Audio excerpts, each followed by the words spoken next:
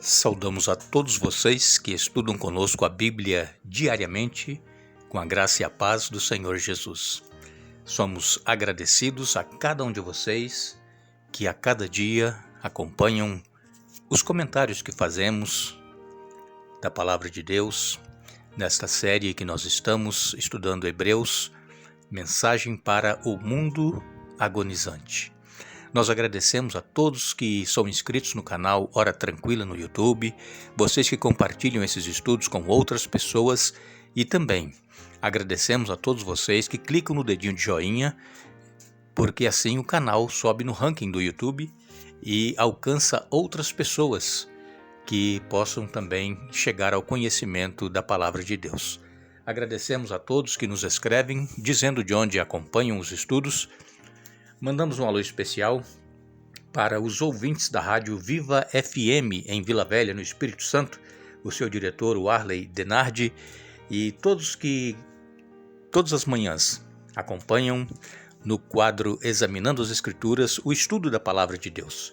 Nós desejamos a todos vocês as mais ricas bênçãos dos céus. Mandamos um alô especial para Luiz Carlos, de Vilhena, em Rondônia, Maura é de Itabirinha, em Minas Gerais, Vaneide Albuquerque é de Queimadas, na Paraíba, Afrânio Arruda é de Manaus, Amazonas, Alcione Melo e todos os irmãos da Igreja Adventista de Barra do Rocha, na Bahia, e todos os demais que nos escrevem. Agradecemos e sempre mandaremos um alô para vocês. Iremos orar. Nosso Deus e Pai, aqui nos encontramos diante da Tua presença, agradecidos pelas bênçãos que tens nos concedido. Te agradecemos, Pai, por este momento que temos para estudar a Tua Palavra, que o Teu Espírito Santo esteja presente na mente e no coração de cada um, abrindo para entendermos a Tua Palavra e colocarmos em prática em nossa vida.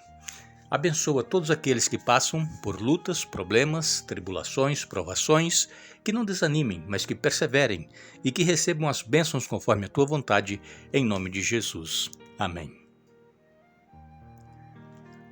Aqui nos encontramos para darmos continuidade ao estudo número 4 que estamos fazendo, falando sobre Jesus, o nosso irmão fiel, aquele que não falha, aquele que passou por lutas, provações, tentações, como nós passamos, mas como nós já dissemos essa semana, as tentações e provações de Jesus foram muito maiores do que as que nos sobrevêm. Por quê? Porque nós somos seres humanos e Jesus ele era humano e era Deus. E então Jesus poderia ter usado o seu poder divino para se livrar das tentações e das provações, mas ele venceu na sua condição de ser humano, carne e sangue, como nós já vimos aqui essa semana. Porque Jesus, como homem, ele não pecou, e ele, então, através da sua vida perfeita, ele pôde morrer em nosso lugar. Por quê? Porque o sacrifício tinha que ser um sacrifício perfeito. Como lá no Antigo Testamento, as pessoas levavam um cordeiro ou outro animal sem mancha, sem defeito. Os animais simbolizavam Jesus que haveria de vir, e Jesus viveu uma vida perfeita, sem pecado. Jesus não teve nenhum defeito como nós temos. Nós somos todos defeituosos em todos os aspectos, e Jesus não. Jesus ele venceu, e então ele pôde dar a sua vida em resgate de todos aqueles que crerem no seu sacrifício e o aceitarem em sua vida. Jesus ele foi então aperfeiçoado por meio do sofrimento. Jesus ele já era perfeito, não é mesmo? Mas através da obediência ele pôde então assumir nos céus, depois de sua morte e ressurreição, o lugar de sumo sacerdote para interceder em favor de cada ser humano. Jesus, então, ele adotou a nossa natureza humana, ele viveu entre nós para que pudesse nos dar o exemplo. É claro que nós não temos condições de viver uma vida sem pecado, é impossível. Mesmo depois que nós aceitamos a Jesus, que nós nos batizamos, as tentações elas são maiores, são mais frequentes e poderemos cair a qualquer momento, poderemos fracassar. Mas nós não podemos desanimar, porque nós caímos, porque nós pecamos, nós temos que recorrer a Jesus. Porque, como nós já fizemos também o estudo, Jesus ele é o único mediador entre nós e Deus. Não existe nenhum outro ser que possa ser colocado como um mediador entre nós e Deus. Como nós já também dissemos aqui nessa série, muitas pessoas vão recorrer a santos, pessoas que foram canonizadas, né? Mas eles eram pecadores como nós. Eles estão mortos, eles não estão no céu, não estão intercedendo por ninguém. O único que pode interceder é Jesus, que morreu, mas ressuscitou e está intercedendo por nós diante do Pai, e ele vai voltar para nos buscar. Quando nós lemos em Hebreus capítulo 12, versos de 1 a 4, nos diz assim: Portanto, uma vez que estamos rodeados de tão grande multidão de testemunhas, livremo-nos de todo o peso que nos torna vagarosos e do pecado que nos atrapalha, e corramos com perseverança a corrida que foi proposta diante de nós. Mantenhamos o olhar firme em Jesus, o líder e aperfeiçoador de nossa fé. Por causa da alegria que o esperava, ele suportou a cruz, sem se importar com a vergonha. Agora, ele está sentado no lugar de honra à direita do trono de Deus. Pensem em toda a hostilidade que ele suportou dos pecadores. Desse modo, vocês não ficarão cansados nem desanimados. Afinal, ainda não chegaram a arriscar a vida na luta contra o pecado.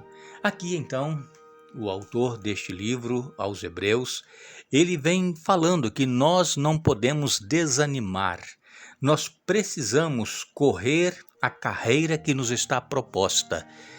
O apóstolo Paulo, ele tira esta figura de linguagem de correr a carreira que nos está proposta e também de nos livrarmos de todo o peso que nos torna vagarosos. Ele tirou isso das corridas que haviam no Império Romano, e as pessoas, quando iam treinar antes da prova, da corrida, eles colocavam pesos nas suas pernas para que eles pudessem ficar mais fortes e então se esforçarem para fazer o máximo que eles pudessem com aqueles pesos que estavam presos às suas pernas. Agora, o apóstolo Paulo ele diz então: livremo-nos de todo o peso que nos torna vagarosos e do pecado que nos atrapalha, e corramos com perseverança a corrida que foi posta diante de nós. E então agora era a hora da corrida, não é? Para ver quem ia ser o vencedor. E então eles tinham que se livrar daqueles pesos que eles colocavam para treinar e tornavam eles vagarosos, e eles poderiam agora correr livremente. E é isso que o apóstolo Paulo está dizendo: corramos com perseverança a corrida que nos foi proposta ou que foi posta diante de nós. Irmãos, nós temos a vida eterna diante de nós. Nós temos uma coroa de glória que está nos esperando. Então nós não podemos ficar presos a esses pesos, a esses pecados que nos prendem a este mundo. Nós precisamos nos livrar de todo o embaraço. Mas como é que nós vamos nos livrar? É através da vida de Jesus em nós, porque nós mesmos não conseguimos nos livrar do pecado. O pecado nos assedia e a nossa tendência é para o mal, é para o lado ruim. E então nós precisamos correr a carreira que nos está proposta, olhando para Jesus, o autor e consumador da nossa fé. Diz aqui o verso 2: mantenhamos o nosso olhar firme em Jesus, o líder e aperfeiçoador de nossa fé. Então, não vamos olhar para os lados, não vamos olhar para o que o irmão está fazendo, pelo que a pessoa faz e ficar então nos preocupando com os erros daquela pessoa. Vamos olhar para Jesus.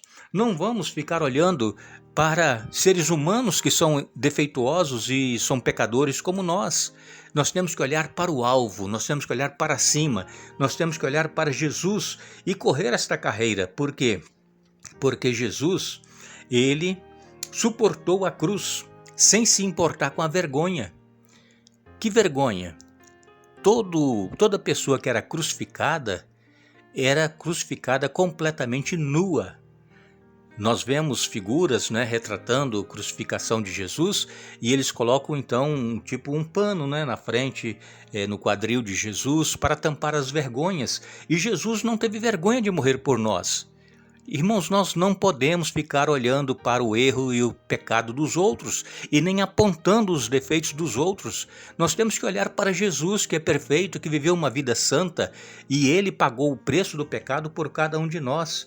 Aqui em Hebreus capítulo 12 ainda, o apóstolo Paulo, ele vem dizendo que agora Jesus está sentado no lugar de honra à direita do trono de Deus. Por quê? Porque ele venceu. E como nós já fizemos estudo nesta série, Jesus ele é o grande vencedor, Jesus é o grande campeão. Jesus ele nunca sofreu uma derrota, porque se ele tivesse sofrido qualquer derrota para Satanás, ele não poderia ser nosso Salvador. Mas Jesus venceu, irmãos. Nós precisamos nos manter com os olhos fixos em Jesus, para que nós possamos alcançar a vida eterna. Jesus ele é o nosso irmão modelo. Nós já falamos aqui essa semana, Jesus ele é o nosso irmão mais velho, é o nosso irmão que nos redimiu, ele nos comprou com o seu próprio sangue, pagou o preço do pecado, dando a sua vida por cada um de nós. Como no Antigo Testamento havia aquela lei que o parente próximo deveria então resgatar o seu parente que estava endividado, comprando de volta suas terras. Esse irmão, esse primo, esse parente próximo era o redentor daquele seu parente que estava endividado. E Jesus pagou a nossa dívida. Ele é o nosso irmão redentor e ele não tem vergonha de nos chamar de irmãos. E nós temos vergonha de dizer somos cristãos? Temos vergonha de andar com a Bíblia nas mãos e ir para a igreja, adorar a Deus, louvar a Deus, testemunhar de tudo que Jesus tem feito por cada um de nós? Que nós possamos refletir em todo o sofrimento que Jesus passou para poder nos dar a salvação. Nós estávamos completamente vendidos ao pecado, estávamos nas garras de Satanás, mas Jesus ele veio e nos libertou. E ele é o nosso modelo. Assim como ele venceu, nós também venceremos pelos méritos dele, pelo poder dele em nossa vida. Nunca, jamais iremos vencer com os nossos próprios méritos, os nossos próprios esforços. A nossa vitória, ela só vem de Jesus, que é o grande vencedor e que nos garante a vitória nas lutas e provações que nós enfrentamos em nossa vida. Que Deus esteja com cada um de nós. Retornaremos amanhã, se Deus nos permitir, finalizando o estudo desta semana, mas não nos esqueçamos. Jesus Cristo, ele é o mesmo ontem, hoje e eternamente. Hebreus capítulo 13, verso 8. Que Deus nos abençoe.